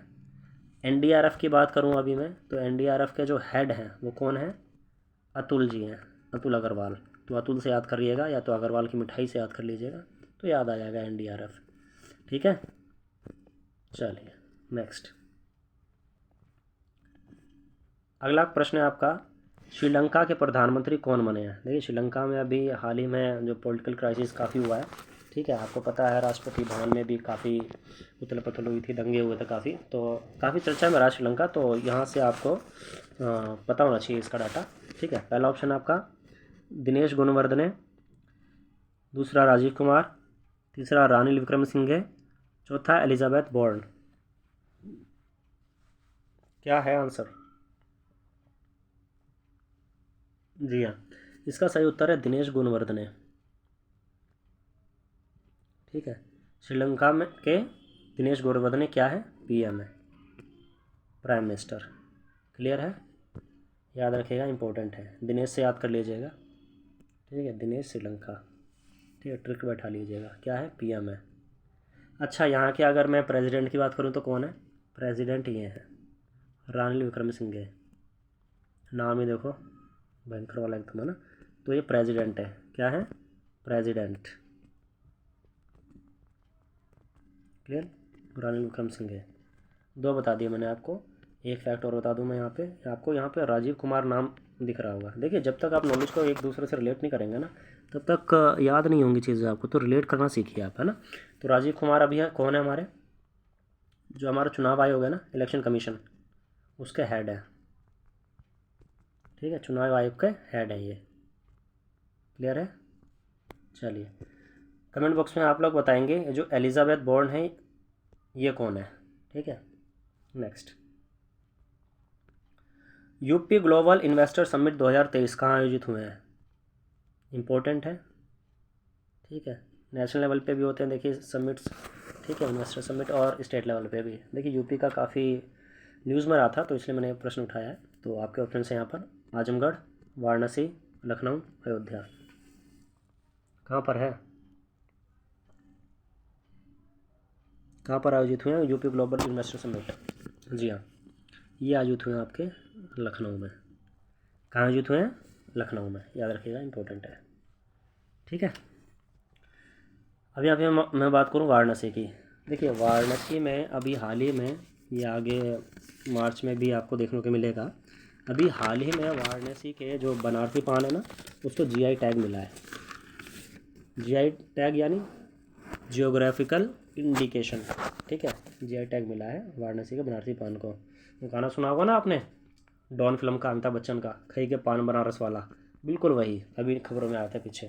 मैंने सोचा बता दूँ फैक्ट है, क्या पता पूछ लिया जाए, है ना। चलिए नेक्स्ट, अगला प्रश्न आपका, ICC T20 world women's world cup senior team, ठीक है, यानी मेन टीम 2023 कहाँ आयोजित हुआ है। आपके ऑप्शंस हैं London, south Africa, India, Australia. कहाँ आयोजित हुए हैं, जी हाँ, ये आयोजित हुए हैं आपके साउथ अफ्रीका में। कहाँ आयोजित हुए हैं, साउथ अफ्रीका में। क्लियर है, सीधा क्वेश्चन है, ये बनेगा ही बनेगा क्वेश्चन। देखिए वुमेंस वर्ल्ड कप से तो कोई ना कोई बनेगा। अभी WPL से बन सकता है, वुमेंस प्रीमियर लीग, जो कि पहली बार हुई है, मुंबई इंडियंस ने जीता है खिताब। ठीक है, किसको हरा करके, बैंगलोर को हरा करके। ठीक है, तो ये बेसिक सी चीज़ें हैं, थोड़ा सा ध्यान रखिएगा बस। ठीक है, चलिए next, international day of women's girl in science day कब मनाया था। देखिए पीछे भी क्वेश्चन पूछा गया था, इसलिए मैं इसको लेके आया हूँ। अभी जो पीछे प्रीवियस ईयर हुए थे ना, देखिए वुमेंस, ठीक है, अगर आप करंट सिनेरियो की बात करेंगे या जीके की बात करेंगे, जहाँ भी वुमेंस का आ जाता है या एनवायरनमेंट का आ जाता है, ठीक है, या कंट्री की बात आ जाती है, तो यहाँ से फैक्ट बनते बनते हैं और यहाँ से क्वेश्चन भी बनता है। तो इन सबको, ये ऐसे टॉपिक से इनको आप स्किप नहीं कर सकते हैं। ठीक है, यहाँ से आपको लेने ही लेने हैं, प्रश्न तैयार करना ही करना है, अपने खुद के प्रश्न तैयार करो आप लोग यहाँ से। ठीक है, मैं तो जितना हो सक रहा है, जितना मैं कर पा रहा हूँ उतना कर ही रहा हूँ। ठीक है ना। चलिए, तो international day of women's girls in science day कब मनाया जाता है। पहला ऑप्शन है 22 अप्रैल, दूसरा 25 जनवरी, तीसरा 22 मार्च, चौथा 11 फरवरी। क्या है आंसर, जी हाँ, इसका उत्तर है आपका 11 फरवरी। एक और एक 11 करते हैं ना आप। ठीक है, तो women's girl science day in science day कब, 11 फरवरी। याद रखिएगा, ये कौन सेलिब्रेट करता है, UN, यूनाइटेड नेशन के बारे में आज मैं जानकारी ऑलरेडी दे चुका हूँ पीछे आपको, तो दोबारा नहीं बताऊँगा। ठीक है, अब मैं बात करूँ आपकी, पहले दे रखा है 22 अप्रैल। 22 अप्रैल को कौन सा डे मनाया जाता है, जी हाँ बिल्कुल सही, आने वाला है अभी, अर्थ डे। कुछ स्पेशल होगा शायद इस बार, देखते हैं क्या होता है। ठीक है, 22 अप्रैल। 25 जनवरी को वोटर्स डे, ठीक है, नेशनल वोटर्स डे होते हैं ना। 22 मार्च को विश्व जल दिवस, वर्ल्ड वाटर डे, है ना, वाटर डे। क्लियर है, तो ऐसी चीज़ों को आपको रिलेट करते हुए चलना है। ठीक है, चलिए नेक्स्ट, अगला क्वेश्चन है आपका, कह रहा है तर्कश अभ्यास किन दो देशों के बीच हुआ है। कौन सा अभ्यास, तर्कश अभ्यास। ठीक है, India Japan, India Sri Lanka, India America या इंडिया नेपाल, किन दो देशों के बीच हुआ है। तर्कश अभ्यास इंपॉर्टेंट है। देखिए जो भी एक्सरसाइजेज ये वर्तमान में होती है ना, क्वेश्चन डायरेक्टली वहीं से बनता है, या तो पूछ लेगा कहाँ पे हुआ है, या तो किस देश में हुआ है, किन दो देशों के बीच हुआ है। ठीक है, तो किन दो देशों के बीच हुआ है? जी हाँ, ये हुआ है आपका इंडिया अमेरिका के बीच में। ठीक है, स्पेशल ऑपरेशन फोर्स इसमें शामिल थी। ठीक है, और इंडिया के एनएसजी शामिल थे, नेशनल सिक्योरिटी गार्ड्स। क्लियर है? तर्कश याद कर लीजिएगा, इंडिया अमेरिका। नेक्स्ट, अगला है आपका कैनरा बैंक के नए एमडी कौन बने हैं? देखिए अभी हाल ही में कैनरा बैंक के एमडी बने हैं। एमडी यानी मैनेजिंग डायरेक्टर। मैनेजिंग डायरेक्टर कौन बने हैं? ऑप्शन है आपके सामने, सुमन बेरी, नील मोहन, अब्दुल फतेह अल सीसी, सत्यनारायण राजू। क्या उत्तर हो सकता है? जी हाँ, आपका सही उत्तर है सत्यनारायण राजू। ठीक है, करते हैं ना, देखो भगवान नारायण नारायण नारायण, तो उस हिसाब से आप कैनरा नारायण नारायण कर सकते हैं। ठीक है, कैन नारायण नारायण। ठीक है, तो उस टाइप से याद कर सकते हैं। देखिए लिंक करना है बस हमको। ठीक है, हाँ, हम चीज़ों को लिंक करके सीखने की कोशिश करेंगे। ठीक है, तो कैनरा बैंक के नए एमडी कौन बने हैं? Managing director Satyanarayan Raju. Clear? ठीक, अगर मैं बात करूँ आपके नील मोहन की, ये अभी हाल ही में, ये इंडियन है, पहली बात तो ये जान लीजिए, और ये बने हैं यूट्यूब, जो कि अभी सबसे ज़्यादा चलाया जा रहा है, और अभी मैं भी उसी प्लेटफॉर्म के माध्यम से आप लोगों से जुड़ा हूँ। ठीक है, ये यूट्यूब के सीईओ ही बने हैं अभी, CEO, chief executive officer. Clear है? चलिए, अगर मैं बात करूँ, जस्ट 1 सेकेंड, अब्दुल फतेह अल सीसी, ये कौन है? कई लोगों को पता हुआ, मैं पीछे बता चुका हूँ। जी हाँ, ये मिस्र के राष्ट्रपति हैं। ठीक है, क्यों फेमस हैं ये? इस बार जो गणतंत्र दिवस हुआ था, रिपब्लिक डे, उस पर ये हमारे चीफ गेस्ट थे। क्लियर है? नेक्स्ट, सुमन बेरी को आप बताएंगे ये कौन है। ठीक है, कमेंट बॉक्स में कुछ काम आप भी करिए ना। चलिए नेक्स्ट, फॉर्मूला ई की शुरुआत भारत में किस स्थान से हुई है? देखिए फॉर्मूला ई जो है अभी काफ़ी इम्पोर्टेंट हो गया है। ठीक है, जो कार्स होती है ना, छोटी छोटी कार्स होती हैं, वो भागती हैं, रेसिंग होती है उनकी। आपने क्या नाम है, लुइस हैमिल्टन का नाम सुना होगा, लुइस हैमिल्टन, मैक्स वेस्टरपन, है ना, काफ़ी नाम सुनेंगे ऐसे, तो वो इसी से संबंधित है, फॉर्मूला ई से, है ना। तो ये इंडिया में भी इसकी शुरुआत हो गई है, तो आपको बताना किस स्थान से हुई है? पटना, रांची, रायपुर, हैदराबाद। जी हाँ, ये हुई है हैदराबाद से। कहाँ से हुई है? हैदराबाद से। इसके जो इस बार के विनर है ना, वो कौन रहे हैं? विनर रहे हैं Jean Eric Vergne. Jean Eric Vergne, spelling आगे पीछे हो सकती है। ठीक है, लेकिन जीन एरिक वर्गेन ही है। ठीक है, चलिए नेक्स्ट, हैदराबाद इंपॉर्टेंट है, हैदराबाद आप याद रखिएगा, फॉर्मूला ई। नेक्स्ट, ये देखिए मोस्ट इम्पोर्टेंट डाटा आज का आता हुआ, जो हिंदी साहित्य पढ़ रहे हैं उनके लिए तो है ही, बाकी जो करंट सिनेरियो है उसके संदर्भ में भी इम्पोर्टेंट है, तो आपको इसके बारे में हर डिटेल पता होनी चाहिए। क्यों पता होना चाहिए? अभी पता चल जाएगा आप लोगों को। देखिए, विश्व हिंदी सम्मेलन 2023 कहाँ पर आयोजित हुआ है ना, कहाँ पर हुआ है? विश्व हिंदी सम्मेलन आपको पता है कई सालों के बाद हो रहा है, बीच में कोरोना आ गया था तो उसके चलते अभी नहीं हो पाया था। ठीक है, तो ये 12वें नंबर का हो रहा है, सबसे पहले ये बता दूँ मैं, 12वें नंबर का हो रहा है। ठीक है, अब ये कहाँ हो रहा है इसके बारे में आपको बताना है। पहला ऑप्शन है सितवनी राबुका, दूसरा है त्रिडिनाड, फिजी, मॉरिशस। कहाँ हो रहा है ये? जी हाँ, ये हो रहा है आपके फिजी में। कहाँ हो रहा है? फिजी में हो रहा है। क्लियर है? 12वें नंबर का है, फिजी में हो रहा है। फिजी में भी एक स्थान है नांदी। क्या स्थान है? नांदी, वहाँ पर हो रहा है ये। क्लियर है? और जो पहला ऑप्शन है ना सितनी राबिका, ये कोई स्थान का नाम नहीं है। ठीक है, ये मैंने जानबूझ के लिया ये ऑप्शन। ये जो है प्रधानमंत्री हैं फिजी के, पीएम है। कौन है? पीएम। कहाँ के? फिजी के। ठीक है, ऐसे रिलेट करके चीज़ें आपको याद करनी है, क्योंकि क्वेश्चन बन सकता है। विश्व हिंदी सम्मेलन यहाँ हुआ तो वहाँ का प्राइम मिनिस्टर पूछ सकता है आपसे, ठीक है, इसलिए मैंने ये ऑप्शन यहाँ पे लिया है। क्लियर, इतनी चीज़ हो गई। आगे देखिए, इससे रिलेटेड कुछ चीज़ और है, मैं बता दूँ आपको। अगर आपसे पूछ लिया जाए थीम क्या रही विश्व हिंदी दिवस की, तो जो आर्टिफिशियल इंटेलिजेंस है ना, लास्ट टाइम भी मैंने बताया था, शायद जिक्र किया था, तो आज मैं पूरी थीम बता रहा हूँ इसकी। हिंदी में परंपरागत ज्ञान से लेकर कृत्रिम बुद्धिमत्ता, ये इसकी थीम है, ठीक है, यानी आर्टिफिशियल इंटेलिजेंस पर फोकस है, इतना ध्यान रखिएगा। दोबारा बोल रहा हूँ, हिंदी में परंपरागत ज्ञान से लेकर कृत्रिम बुद्धिमत्ता, ठीक है। चलिए, और अगर मैं बात करूँ तो राष्ट्रपति यहाँ के हैं रातू विलियम कोटानीवेर, ठीक है, थोड़ा वैसा नाम है तो मैं लिख के बताने का प्रयास करता हूँ। रातू विलियम, ये प्रेसिडेंट है यहाँ के, कहाँ के, फिजी के,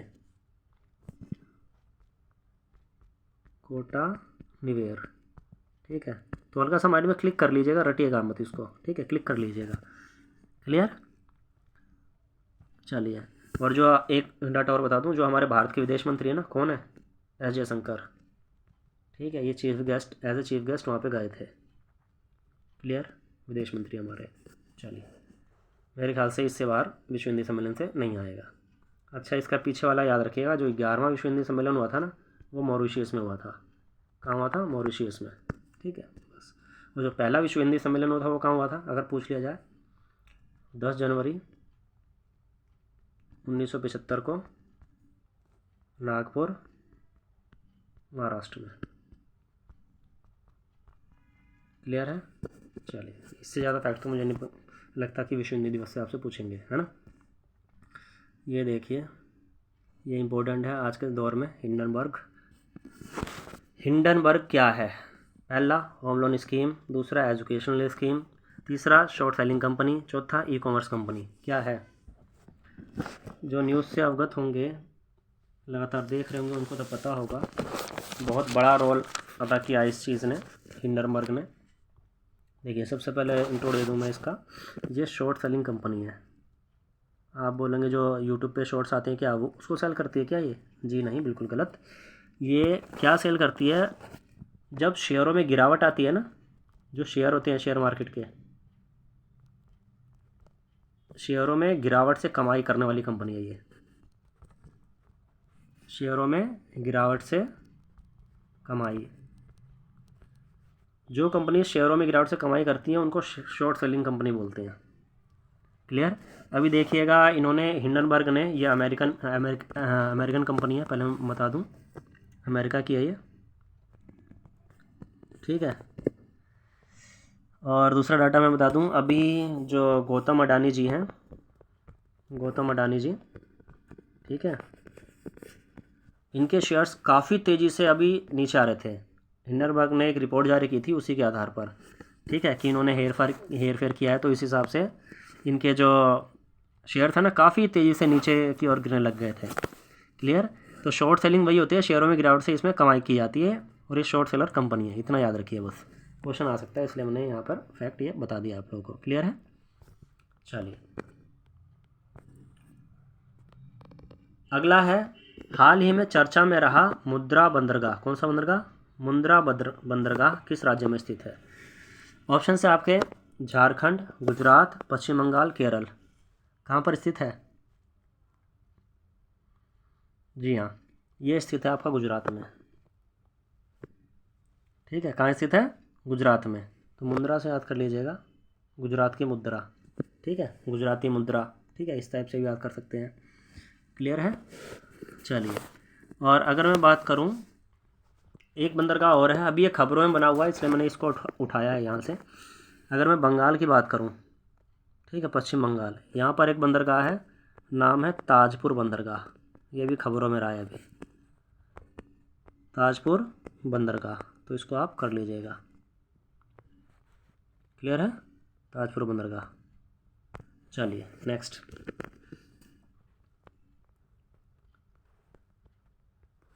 अगला कह रहा है, इंटरनेशनल सी फूड शो 2023 कहाँ पर आयोजित हुए हैं? इतना इंपॉर्टेंट नहीं है, लेकिन बस क्लिक करने के लिए इसको कर लीजिए, ठीक है, जो इम्पोर्टेंट रहेगा मैं खुद ही बता दूंगा, उस पर रुक के आपको अच्छे से एक्सप्लेन करूँगा। तो ये कोलकाता में हुए हैं डायरेक्टली, ठीक है, कहाँ हुए हैं? कोलकाता में। चलिए, बांग्लादेश के नए राष्ट्रपति कौन बने हैं? बांग्लादेश का पूछा है ना, बांग्लादेश देख लेते हैं। ऑप्शन हैं सत्यनारायण राजू, भाई ये तो हो नहीं सकते, क्योंकि सत्यनारायण हमने कैनरा बैंक में किया था अभी, ठीक है, ये कैनरा बैंक के एमडी है, ये तो पहले कट गया। नीलमोहन मैं बता चुका, ये यूट्यूब के सीईओ ही है, सीईओ ही बने अभी, है ना। चलो ये भी हट गए। अब क्या बचा?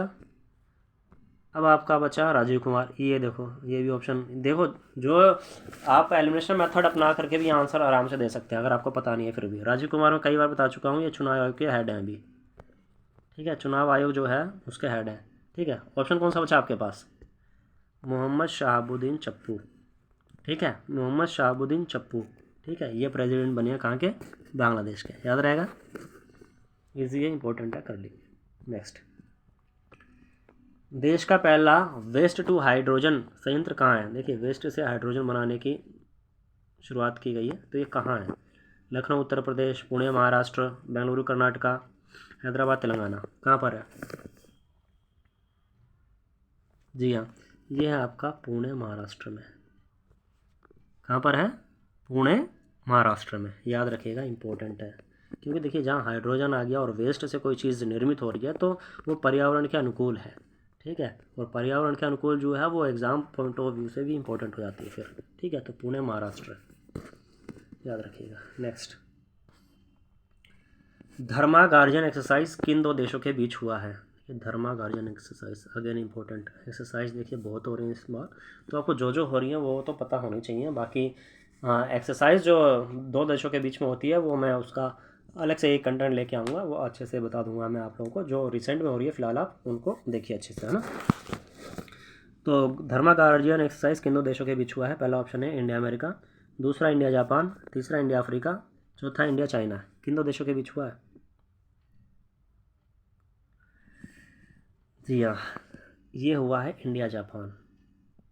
किसके बीच? इंडिया जापान, ठीक है। जापान का धर्म या इंडिया जापान का धर्म, इस टाइप से आप कर लीजिए, ठीक है। जापान का धर्म, ठीक, या जपते हैं ना, जपना, है ना, जपना, है ना, तो इस टाइप से जापान का धर्म कर लीजिएगा।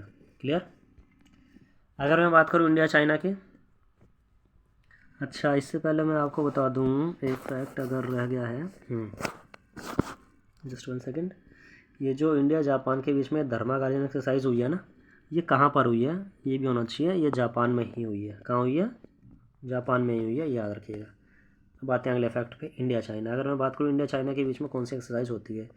इंडिया चाइना के बीच में होती है hand in hand, hand in hand, याद रखिएगा, इंपॉर्टेंट है, आ जाता है कई बार डायरेक्टली, ठीक। चलिए, इंडिया अफ्रीका के बीच में एक एक्सरसाइज है F index, F E index करके है, ठीक है। एफ यानी अफ्रीका, इंडेक्स यानी इंडिया, और एक्स यानी एक्सरसाइज। क्लियर? इंडिया अमेरिका के बीच में काफ़ी एक्सरसाइजेज हैं, अभी मेरा ध्यान में नहीं आ रही है, आप कमेंट बॉक्स में बताइएगा। वॉरियर करके है कुछ, अजय वॉरियर करके, ठीक है, वो देख लीजिएगा, इंडिया अमेरिका है, ठीक है। चलिए आगे चलते हैं। ये देखिए आ गया क्वेश्चन, हाल ही में यूट्यूब के नए सीईओ कौन बने? बताने की ज़रूरत ही नहीं है, नीलमोहन लगाओ, आगे बढ़ जाओ, है ना। बताया अभी मैंने, पीछे ही बताया आपको, अच्छे से एक्सप्लेन किया है पूरा इसको, है ना। सत्यनारायण राजू, सत्यनारायण किस में किया था हमने? कैनरा बैंक वाले में, ठीक है। मोहम्मद शहाबुद्दीन चप्पू बांग्लादेश के प्रेसिडेंट, अभी बता चुका हूँ पीछे, ठीक है। तो इस क्वेश्चन पर याद लगाने की ज़रूरत नहीं है, हमें आगे चलेंगे। ग्लोबल एंटरप्रेन्योरशिप मॉनिटर अर्थात GEM 2023 में भारत की रैंक कितनी रही है? 8th, 4th, 5th और 6th, कितनी रही है भाई? जी हाँ, 4th रही है। कौन सी रही है?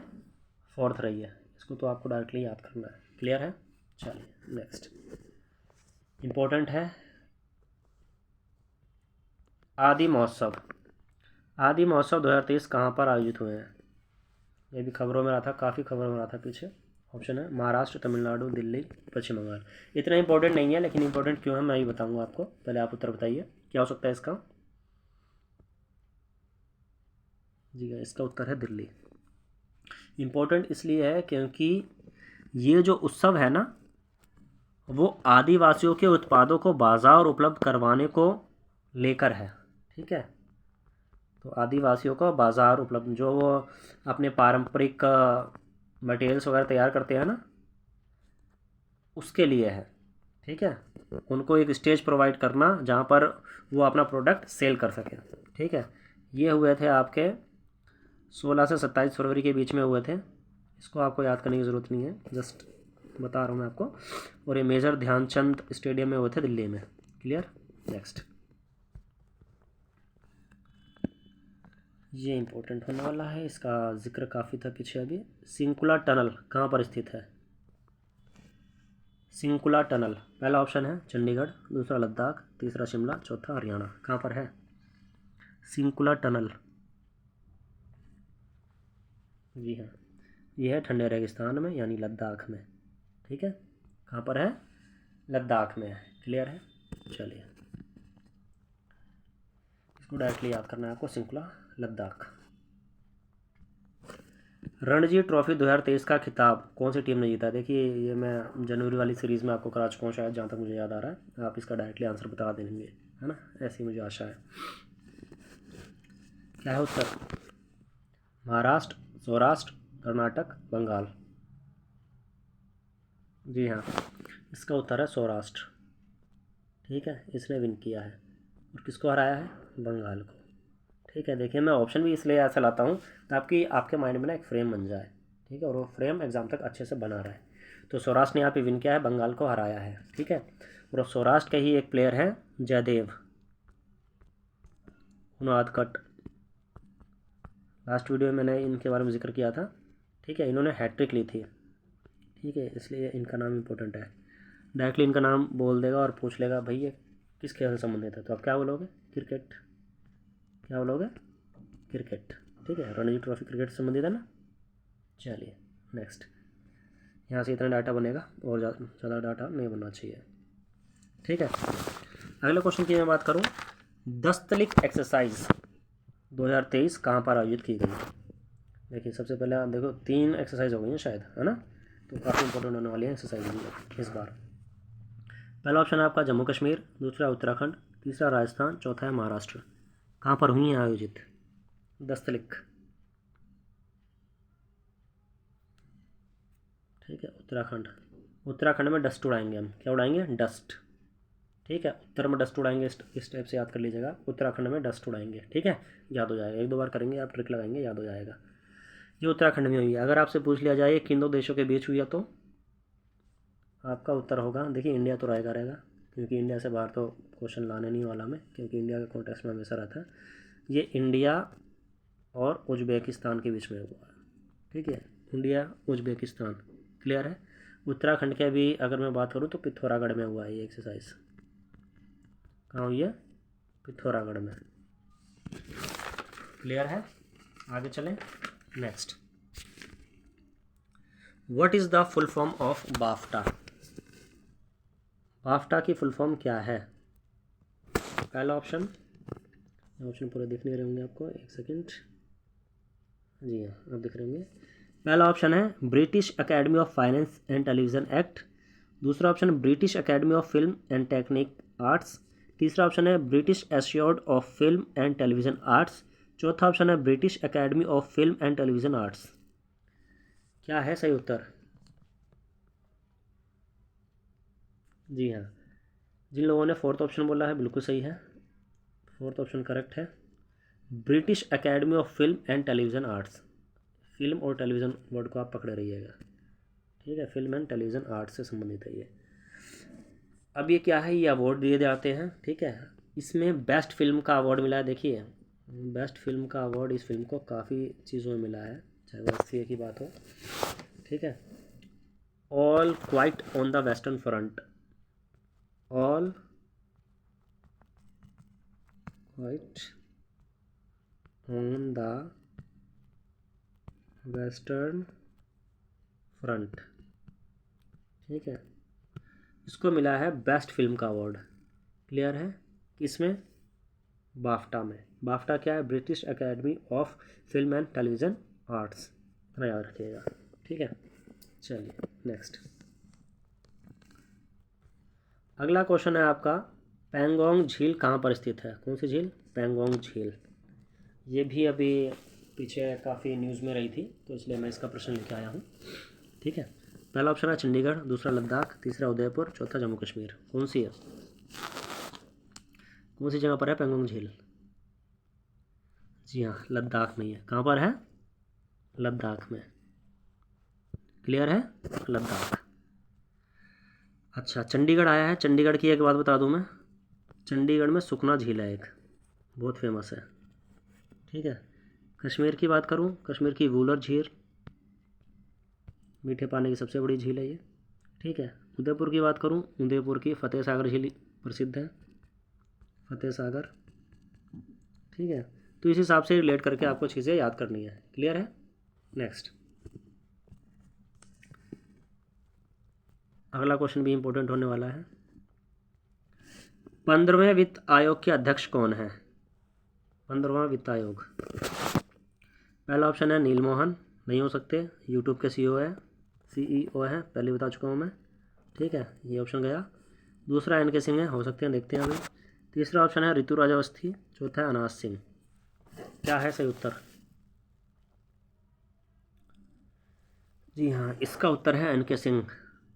भाई नीरज कुमार सिंह मत करना, ठीक है, एन के सिंह करना, ठीक है। चलिए, इनकी फुल फॉर्म बताना मुझे क्या है, वैसे मुझे डाउट है थोड़ा, तो आप लोग कमेंट बॉक्स में ज़रूर बताएं एन के सिंह की फुल फॉर्म क्या है। 15वें वित्त आयोग के अध्यक्ष ये हैं। आपसे पूछा जा सकता है इस समय कौन सा नंबर का वित्त आयोग चल रहा है, तो 15वां, ठीक है। अध्यक्ष कौन है? एन के सिंह, कई बार एग्जाम में आ चुका है, इसलिए पूछा है मैंने, रखा है इस क्वेश्चन को यहाँ पर। अगर इससे इसका आर्टिकल पूछ लिया जाए आप लोगों से, तो आप क्या बोलेंगे? जहाँ तक मेरी नॉलेज है 280 इसका आर्टिकल है, 280 वित्त आयोग का, ठीक है। बाकी आप लोग कमेंट बॉक्स में कंफर्म कीजिएगा क्या आर्टिकल है। जितनी मेरी नॉलेज है उस हिसाब से, जितना ध्यान आ रहा है मुझे इस समय, उस हिसाब से मैं बता रहा हूँ आपको, ठीक है। बाकी आप बताइएगा।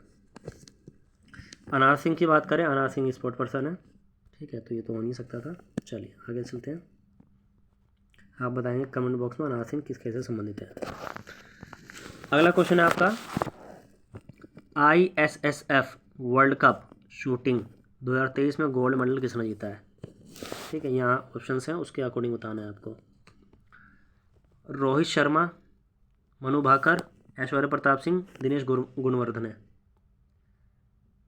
देखिए, जो क्रिकेट को हल्का सा भी देखते हैं वो सीधा बता देंगे भाई रोहित शर्मा तो क्रिकेट से हैं, तो शूटिंग में क्या करेंगे ये, ठीक है। ये ऑप्शन तो ऐसे ही एलिमिनेट हो जाता है। मनु भाकर शूटिंग से है, ठीक है, ये हो सकता है, ठीक है। दिनेश गुणवर्धन है, अभी बता के आया हूँ, दिनेश लंका दिनेश, ठीक है, श्रीलंका के PM है ये, प्राइम मिनिस्टर। ऐश्वर्या प्रताप सिंह, ये भी शूटिंग से है, ठीक है। तो आपके दो बचते हैं, ये या तो ऐश्वर्या प्रताप सिंह होंगे या तो मनु भाकर, ठीक है। तो कौन हो सकता है? Aishwarya Pratap Singh is the right answer. Clear? कौन है? ऐश्वर्या प्रताप सिंह, ठीक है। ISSF, ठीक है। देखिए ISSF वर्ल्ड कप कई फील्ड में होता है, ये शूटिंग का लिया है मैंने, ठीक है। इसमें और भी गेम्स होते हैं, ठीक है। तो आप शूटिंग का अगर पूछे तभी ऐश्वर्या प्रताप सिंह लगाना आप, ठीक। चलिए नेक्स्ट, जस्ट 1 सेकेंड, पूरा क्वेश्चन लाने का प्रयास किया जा रहा है, ठीक है, ओके। हॉलीवुड क्रिटिक्स एसोसिएशन अर्थात SCA फिल्म अवार्ड 2023 में किस फिल्म को बेस्ट इंटरनेशनल फिल्म अवार्ड मिला है? देखिए, बेस्ट इंटरनेशनल फिल्म अवार्ड पूछा जा रहा है आपसे यहाँ, श्योर बहुत आने लग गया है आपकी ओर से। जी हाँ, बिल्कुल, RRR is the right answer again. देखिए, फिल्म इंडस्ट्री और म्यूज़िक इंडस्ट्री को लेकर के हमारा जो ये वर्ष है भारत के संदर्भ में अगर देखें तो बहुत बढ़िया रहा है। इसी वर्ष हमने ऑस्कर जीता, ठीक है, 2 ऑस्कर हासिल किए इसी वर्ष हमने, ठीक है। एक बेस्ट सॉन्ग का जो नाटू नाट्यू को मिला है, बेस्ट ओरिजिनल सॉन्ग का, ठीक है। और बेस्ट डॉक्यूमेंट्री का मिला है, शॉर्ट डॉक्यूमेंट्री का किसको मिला है? एलिफेंट विस्परर्स को मिला है, ठीक है। तो काफ़ी बढ़िया रहा है ये साल, ठीक है। तो SCA फिल्म अवार्ड में भी आप देख रहे हैं RR को बेस्ट इंटरनेशनल फिल्म अवार्ड मिल रहा है, ठीक है। Hollywood critics association film awards, है ना। अच्छा, SCA में ही मैं बता दूं, बेस्ट एक्शन फिल्म का अवार्ड भी RR को मिला है, SCA के अंदर बता रहा हूँ मैं, ठीक है।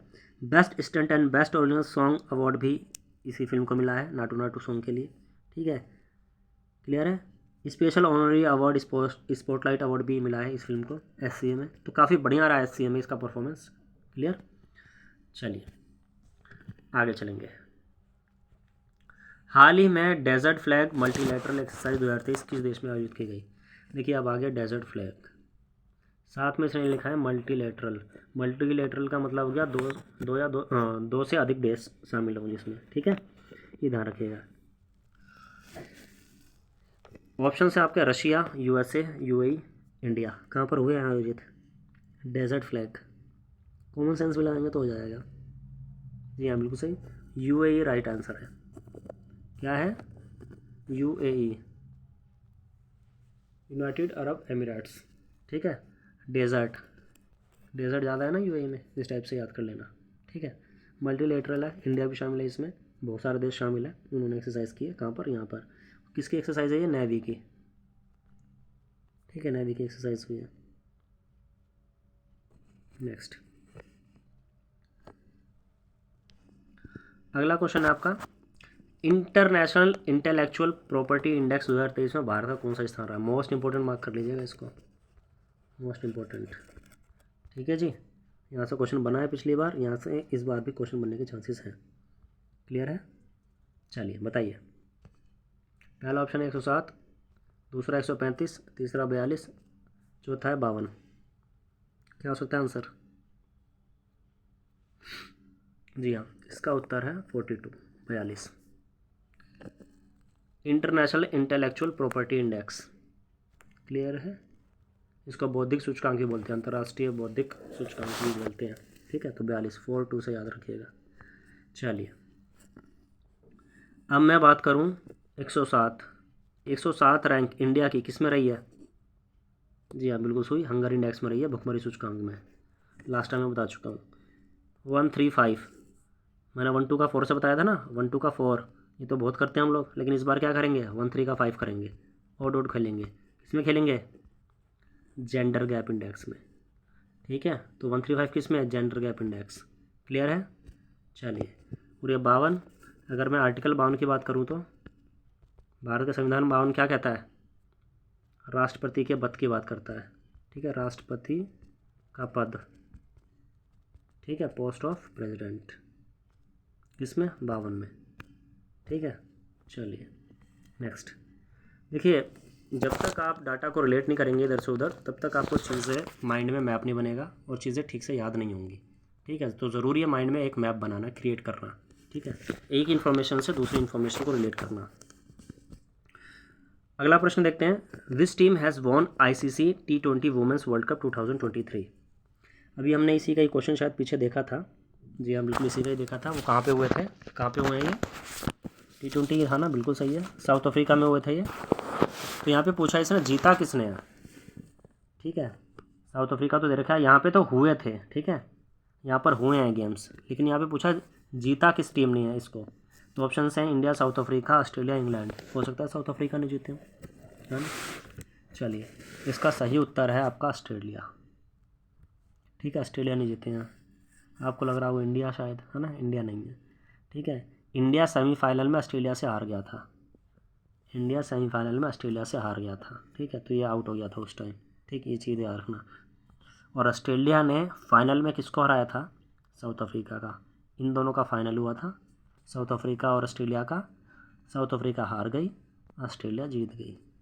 किसमें? ICC T20 women's world cup 2023। कहाँ पर हुआ था? साउथ अफ्रीका में। हाँ, ठीक है, ऐसे याद कर लेना, जो हारने वाली टीम है ना वहीं पे हुआ था ये। ठीक है, और ऑस्ट्रेलिया जीती है। ऑस्ट्रेलिया लगातार नहीं बोलूँगा, 6ठी बार जीत रही है ये। 6 टाइम ऑस्ट्रेलिया ने जीता है। ठीक है, और मोस्टली शायद ऑस्ट्रेलिया ने ही जीता, जहाँ तक मेरी नॉलेज है। क्लियर है, बाकी आपके कमेंट्स सदैव आमंत्रित है कमेंट बॉक्स में। ठीक है, आगे चलेंगे। Which company developed ChatGPT? देखिए ChatGPT काफ़ी खबरों में है इस समय। ठीक है, तो काफ़ी लोगों को नॉलेज होगी और काफ़ी लोगों को नहीं भी हो सकती है, तो मैं यहाँ इसलिए इसका प्रश्न बना के लेके आया हूँ। हो सकता है कि आने वाले टाइम में यहाँ से प्रश्न बन जाए। तो पहला ऑप्शन है आपका सैमसंग, दूसरा एप्पल, तीसरा है ओपन AI कंपनी, चौथा है माइक्रोसॉफ्ट। तो किस कंपनी ने डेवलप किया चैट जीपीटी? आप लोग सोचिए, तब तक इसके बारे में कुछ फैक्ट्स बता दूं मैं। ठीक है, chat GPT like Google assistant जैसा है, उससे भी एडवांस वर्जन अगर मैं बोलूँ तो बुरा नहीं होगा, गलत नहीं होगा। जैसे गूगल असिस्टेंट है ना, आप बोल करके कुछ भी पूछ लेते हैं, गूगल असिस्टेंट से वो फटाफट जवाब देने लग जाता है ना। लेकिन कुछ इन्फॉर्मेशन ज़्यादा मतलब डीप नॉलेज नहीं देता वो। लेकिन जो चैट जीपीटी है ना, कहते हैं ना बाल की खाल निकालना, बहुत डीप नॉलेज दे देता है।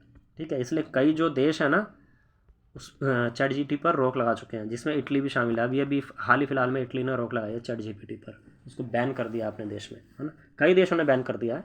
क्यों? क्योंकि जो ऑफिस होते हैं, बड़े बड़े ऑफिस होते हैं, वहाँ के भी जो वर्कर्स होते हैं, उनकी तक जानकारियाँ, उनकी डीप जानकारियाँ, मतलब प्राइवेसी के हनन को लेकर के बहुत मुद्दा उठ रहा है। इसको लेकर के काफ़ी एडवांस वर्जन है ये चैट जीपीटी। ठीक है, तो इसलिए इसके बारे में आपको नॉलेज होनी चाहिए।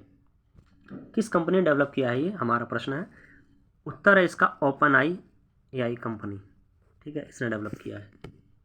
क्लियर है? ओपन आई कंपनी इसने डेवलप किया है। क्लियर? चलिए, यह अमेरिका की ही कंपनी, सैन फ्रांसिस्को में इसका हेडक्वार्टर है। ठीक है, चलिए नेक्स्ट क्वेश्चन। थोड़ा लंबा है, मुझे चाहिए होगा थोड़ा स्पेस। चलिए, बन गया है।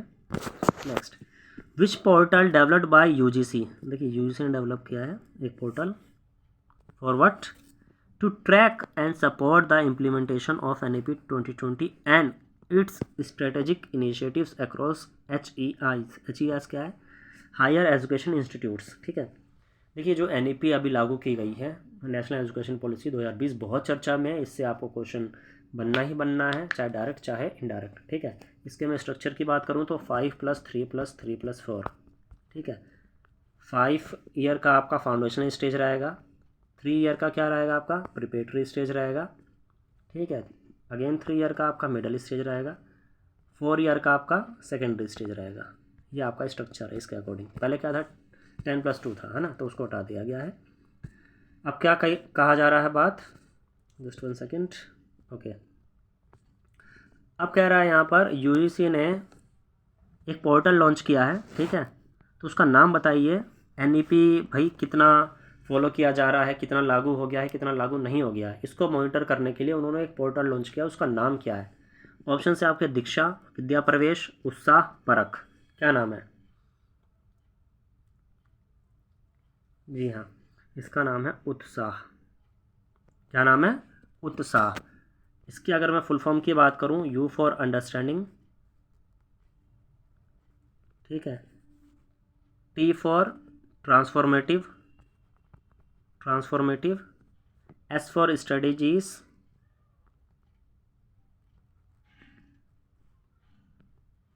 A for action and actions, H for in higher education. ठीक है, कुल मिलाकर understanding transformation strategies and actions in higher education. ठीक है, ये वो पोर्टल है जो यूजीसी ने डेवलप किया है to track and support the implementation of NEP 2020। Clear है? पता होना चाहिए, छोटी सी चीज़ है। ठीक है, नहीं पता होता तो एक एक नंबर से देखिए सिलेक्शन होता है, तो एक एक नंबर को आपको कवर करने के लिए ये चीज़ें पढ़नी होंगी, है ना। चलिए आगे चलते हैं। ये भी अगेन इंपॉर्टेंट क्वेश्चन है, यहाँ से क्वेश्चन बनना चाहिए इन फ्यूचर। महाराष्ट्र के किस जिले का नाम बदलकर छत्रपति संभाजी नगर कर दिया गया है? देखिए, महाराष्ट्र के सबसे पहले पता होना चाहिए महाराष्ट्र का जिला है कौन सा, जिसका नाम बदलकर क्या कर दिया गया है? छत्रपति संभाजी नगर। ठीक है, तो किसका नाम बदल के किया गया है? पहला ऑप्शन अहमदनगर, दूसरा है सातारा, तीसरा औरंगाबाद, चौथा सिंधुदुर्ग। किसका नाम बदल के किया गया है? औरंगाबाद। सॉरी, मैंने आंसर ही बता दिया आप लोगों को। तो औरंगाबाद का नाम बदल कर किया गया छत्रपति संभाजी नगर। ठीक है, आपका फ़ायदा हो गया, हंस लो। ठीक है, महाराष्ट्र के किस जिले का नाम बदलकर छत्रपति संभाजी नगर रखा गया है? औरंगाबाद का। क्लियर है? चलो, फ्री में मिल गया आप लोगों को एक नंबर, कोई नहीं। चलिए नेक्स्ट, स्टेम का फुल फॉर्म क्या है? STEM। पहला कह रहा है साइंस, टेक्नोलॉजी, इंजीनियरिंग, मैथमेटिक्स। दूसरा कह रहा है साइंस, टेक्सोनॉमी, इंजीनियरिंग, मैथमेटिक्स। तीसरा कह रहा है साइंस टेक्नोलॉजी इंजीनियरिंग मैनेजमेंट। चौथा कह रहा है science technology of examination mathematics. क्या है सही उत्तर?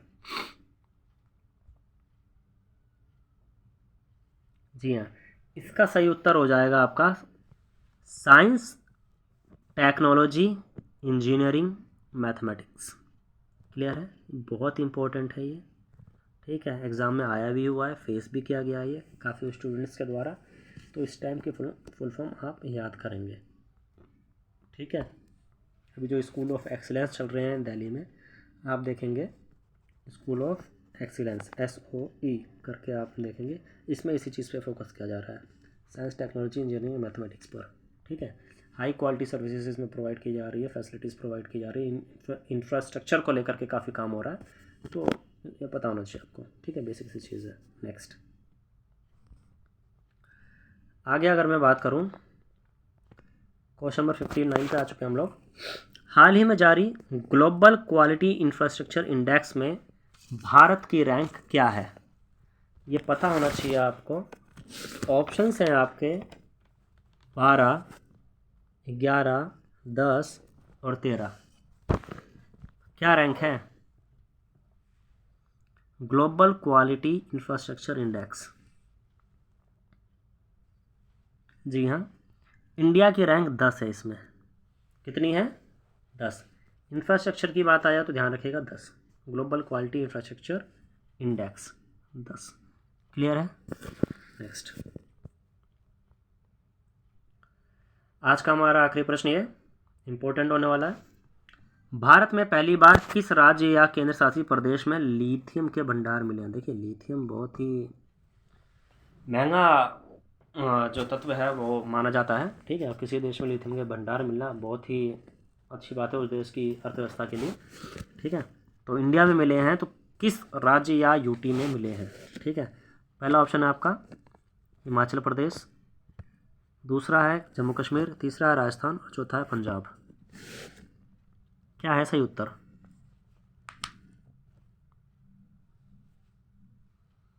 जी हाँ, इसका सही उत्तर है आपका जम्मू कश्मीर।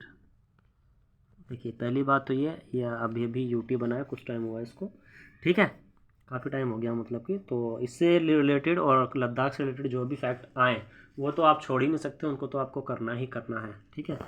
तो जम्मू कश्मीर ऐसा यूटी या स्टेट है पहला, ठीक है, यूटी ही है मेनली, तो जहाँ पे लिथियम के भंडार मिले हैं और काफ़ी बड़ी मात्रा में भंडार मिले हैं, और अभी भी उस पर जो है खुदाई का कार्य जारी है और इन्फॉर्मेशन उससे जुटाई जा रही है।